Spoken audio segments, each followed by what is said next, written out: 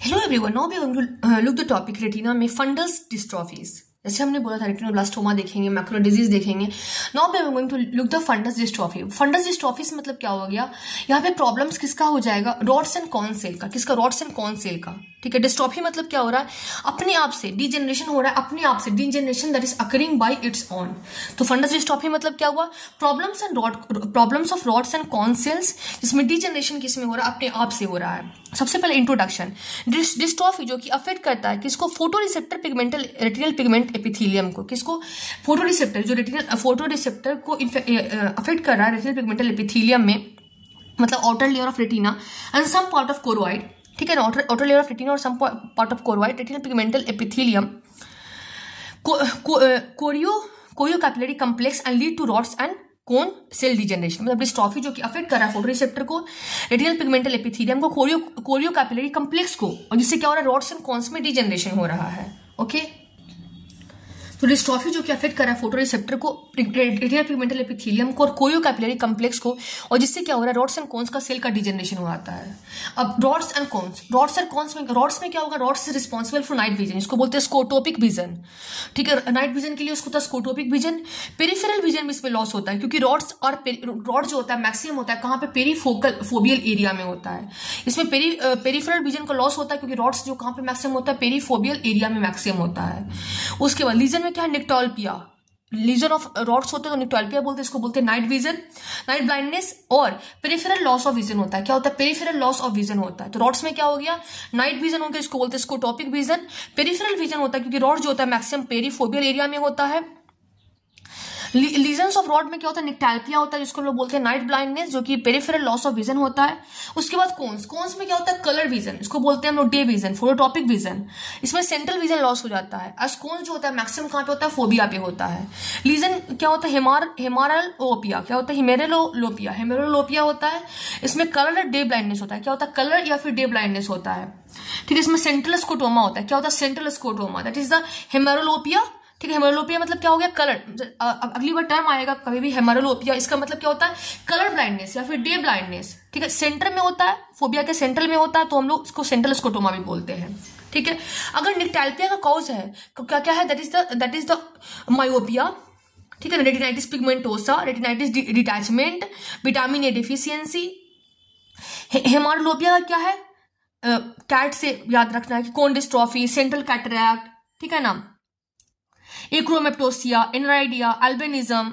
तो सी से क्या याद रखेंगे, that is the cause of hemeralopia में कोन डिस्ट्रॉफी, सेंट्रल कैटरैक्ट में न्यूक्लियर कैटरैक्ट भी हो सकता है, पोस्टीरियर सबकैप्सुलर कैटरैक्ट भी हो सकता है।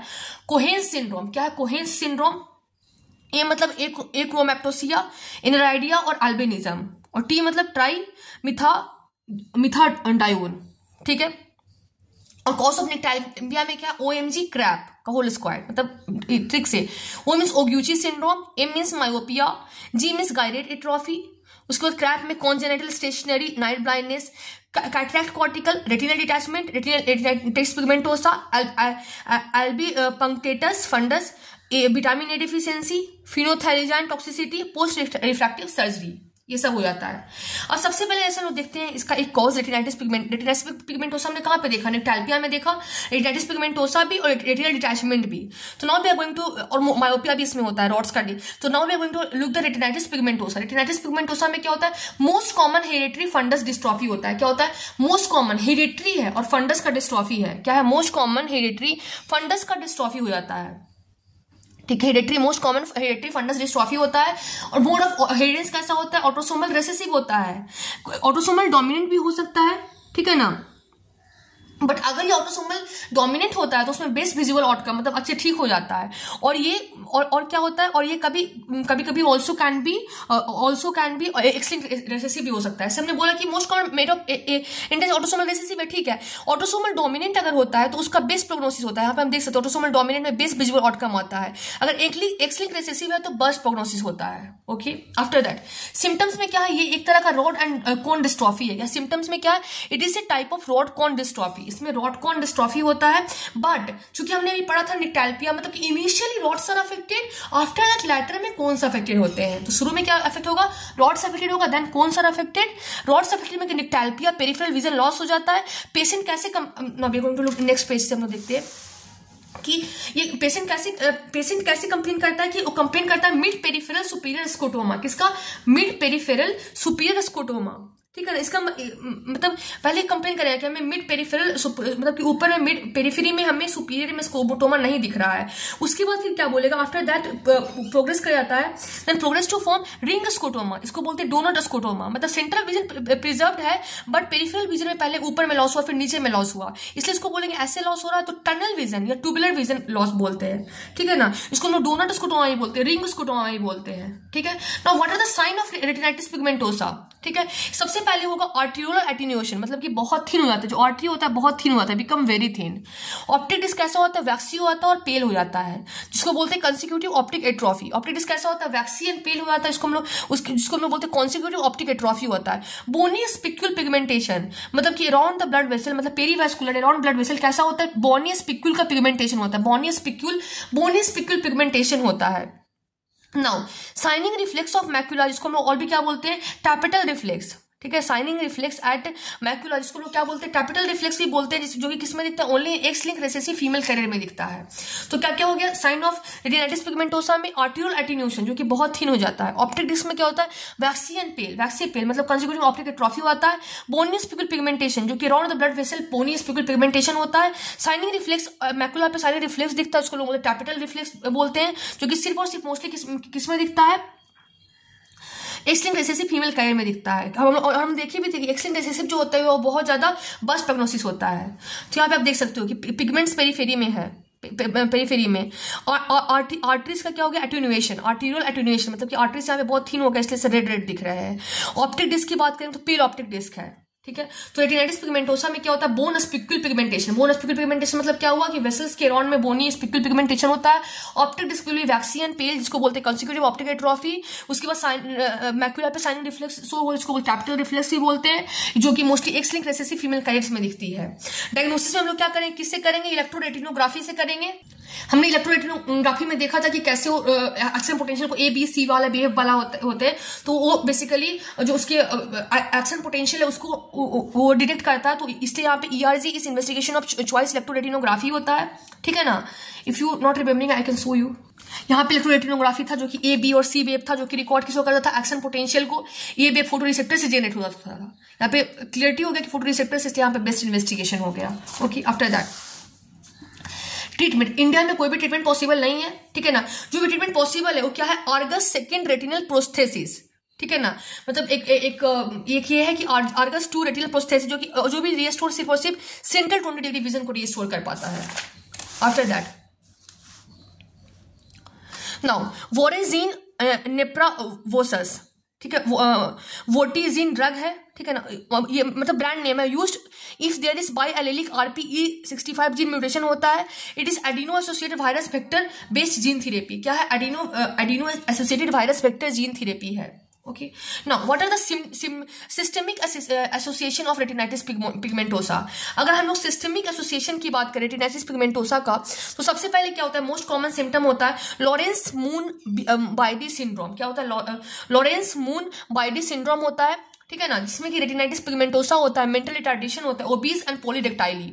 Retinitis pigmentosa, mental retardation, obese and पॉलीडेक्टाइली होता है। उसके बाद क्या, उसर सिंड्रोम, जिसमें रेटिनाइटिस पिगमेंटोसा तो होता ही है प्लस डिफनेस भी होता है।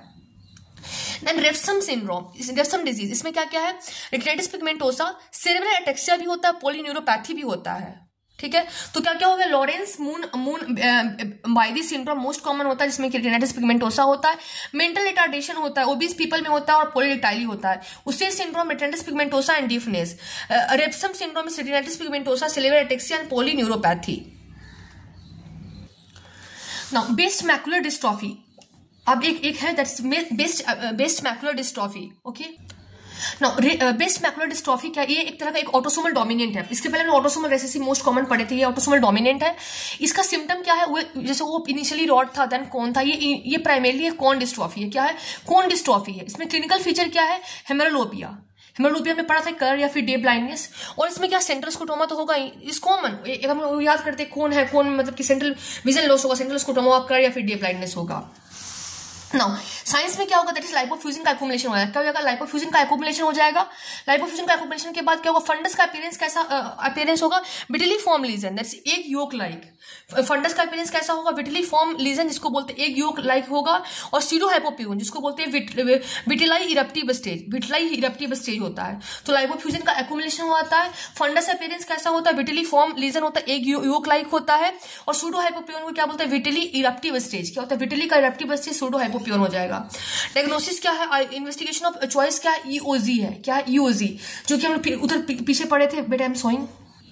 ईओजी जो कि क्या था कि एक रिकॉर्डिंग था किसका, स्टैंडिंग पोटेंशियल का, जो इसका सोर्स क्या था, photo receptor and retinal pigmental epithelium, दोनों वहां पे उस प्रॉब्लम में खराब होते हैं। Auto retina therefore help in diagnosis of disease of auto retina को डायग्नोस में। रिस्पॉन्स हम लोग किससे मेजर करते हैं, आर्डेंस रेशियो से। किससे, आर्डेन रेशियो से हम लोग मेजर करते हैं।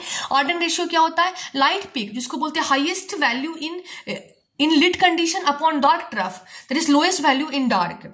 ठीक है, नॉर्मली आर्डेन रेशियो कितना होता है, ग्रेटर देन 1.5 या फिर 185%। तो आर्डेन रेशियो क्या होता है, light peak highest value in lit condition upon dark trough, low value in dark. Okay, तो light peak upon dark trough. Now तो डायग्नोसिस में लोग क्या करते हैं, आईओजी का EOG measured by Arden ratio जो कि लेस देन 1.50 होता है, और ईआरजी नॉर्मल होता है इसमें। तो क्या क्या हो गया साइंस में, बेस्ट मैकुलर डिस्ट्रॉफी में लाइपोफ्यूजन का एक्युमुलेशन हो जाएगा। फंडस अपीयरेंस कैसा, फंडस कैसा दिखेगा, एक योग लाइक जिसको बोलते हैं विटली फॉर्म लीजन। और सूडो हाइपोप्यून में क्या होगा, विटलाई इरप्टिव स्टेज, यही याद कर लेते हैं। लाइपोफ्यूजन का एक्युमुलेशन हो जाएगा। फंडस अपीयरेंस कैसा होगा, विटली फॉर्म लीजन, एक योग लाइक। और सूडो हाइपोप्यून में क्या होगा, विटलाई इरप्टिव स्टेज आएगा। Now next disease is Stargardt disease. Stargardt disease में क्या होगा, ऑटोसोमल रिसेसिव होगा। ये क्या होगा, ये कैसा डिजीज होगा, ऑटोसोमल रिसेसिव होगा। Most common juvenile macular dystrophy, क्या होता है, most common juvenile macular dystrophy, जो कि कोन डिस्ट्रॉफी, ऑटोसोमल रिसेसिव। अभी इसमें हमने क्या देखा, कोन डिस्ट्रॉफी है। Stargardt disease is also a type of cone dystrophy. Most common juvenile macular dystrophy होता है। इसमें भी वही होगा, सेंट्रल स्कोटोमा, हेमारोपिया मतलब कलर या फिर डे ब्लाइंडनेस। साइन में क्या होगा, बुल्स आई मैकुलोपैथी, और ऑन एफएफए डार्क कोरोइड साइन या फिर साइलेंट कोरोइड साइन। तो बुल्स आई का मैकुलोपैथी, बुल आई मैकुलोपैथी, एफएफए में क्या दिखेगा, डार्क कोरोइड दिखेगा साइन या फिर साइलेंट कोरोइड साइन दिखेगा। ठीक है, क्या होगा, इसका साइन क्या है, bull eye maculopathy. FFA normal दिखेगा, background fluorescent due to dye of choroidal vessel. Okay, अब जैसे हमने बुल्स आई मैकुलोपैथी हमने पढ़ा कि स्टारगार्ड डिजीज में होता है, ठीक है ना। तो अब इसका हम लोग डिटेल पढ़ रहे हैं। तो बुल आई मैकुलोपैथी ये मतलब कि क्यों होता है, ड्यू टू क्लोरोक्यूनिन टॉक्सिसिटी के कारण होता है। स्टेज में दो स्टेज होता है, एक होता है प्री मैकुलोपैथी, एक होता है मैकुलोपैथी। प्री मैकुलोपैथी जो होता है रिवर्सिबल होता है। There is normal vision with central scotoma, normal vision होगा, सेंट्रल स्कोटोमा होगा, ठीक है। रिवर्सिबल होगा, लेकिन ये रिवर्सिबल होता है प्री मैकुलोपैथी, और नॉर्मल विजन होगा, और क्या होगा, सेंट्रल स्कोटोमा होगा। उसके बाद मैकुलोपैथी में क्या होता है, bull eye lesion seen, it is irreversible होता है, और इसमें डिक्रीज विजुअल एक्यूटी दिखता है। ठीक है, इट अगर डेली डोज हम किसी ने greater than 3.5 mg per KG लिया, क्यूमुलेटिव डोज अगर ग्रेटर देन 460 ग्राम लिया, duration of treatment greater than 5 year, renal and hepatic function compromise कर जाता है। And chloroquine also lead to vortex keratopathy. तो बुल आई मैकुलोपैथी क्या है, chloroquine की टॉक्सिसिटी से होता है। स्टेजेस में pre maculopathy and maculopathy. Pre maculopathy reversible होता है, जिसमें नॉर्मल विजन होता है, सेंट्रल स्कोटोमा होता है, ठीक है ना। मैकुलोपैथी में बुल आई लेजन सीन होता है, इरिवर्सिबल होता है, और विजुअल एक्यूटी डिक्रीज हो जाता है। अकर कब होता है, जब daily dose greater than 3.5 mg per KG होता है, और क्यूमुलेटिव डोज कितना, greater than 460 gram. Duration of treatment is greater than 5 years अगर रहेगा तो, और इसमें रीनल और हिपैटिक फंक्शन भी कॉम्प्रोमाइज कर जाएगा। और क्लोरोक्विन ऑल्सो क्या करता है, वॉर्टेक्स कीरेटोपैथी भी करवाता है। Thank you everyone.